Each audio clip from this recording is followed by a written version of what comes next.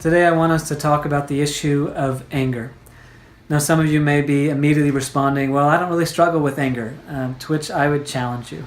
I would never have described myself as an angry person, but part of that is because I have a very narrow definition of anger. Much of it has to do with an outward rage that you could see that's very visible. But sometimes anger manifests itself just by shutting down.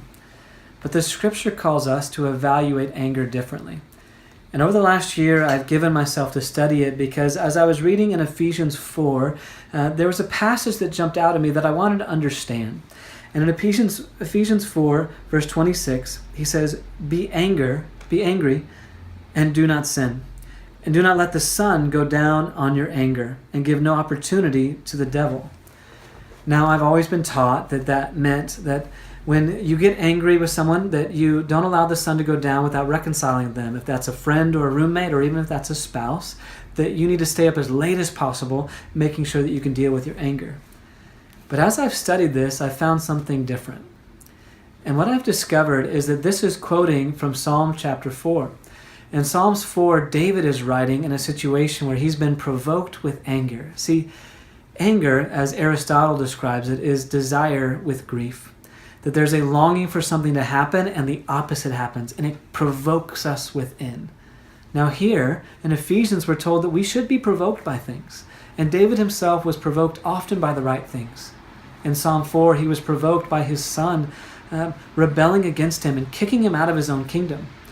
And so he finds himself with desire, but also with grief, provoked. Provoked that his own sin has destroyed his family. Provoked that the sin of his son has caused him to be removed from the kingdom that God promised him. And what he does is he finds himself in a cave, unable to reconcile with Absalom. And so what he has to do is he has to turn to God in his anger. And that's where he writes, Be angry and do not sin. And he says, But ponder on your bed. Do not let the sun go down on your anger. And the way that he deals with that is by submitting all of his desires to God, recognizing that his desires may be good or they may be bad. But he's not the one that can truly resolve and can truly heal all of those desires and make them happen. That he must trust himself to God to resolve the situation.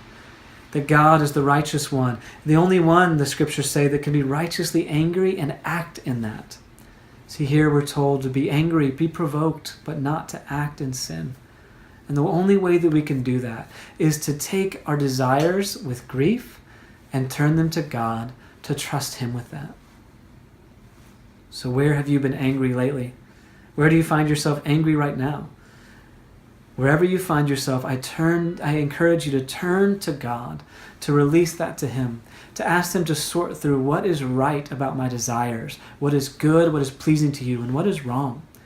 And then to ask him to guide you forward, but mostly just to take your emotions and to trust them with God, believing that he will resolve your heart and resolve the situation.